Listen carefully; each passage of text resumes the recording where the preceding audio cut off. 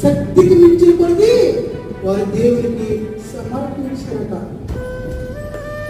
అదే కొరదిస్తాం, అయ్యా కొరదిస్తాం అనుకుంటున్నారా? మాసిపోయే సంఘం చూడండి, దేవుని శ్రమలు, ఇబ్బందులు, ఇరుకులు ఎన్ని పెట్టినప్పుడు కూడా వారు సంతోషించారు.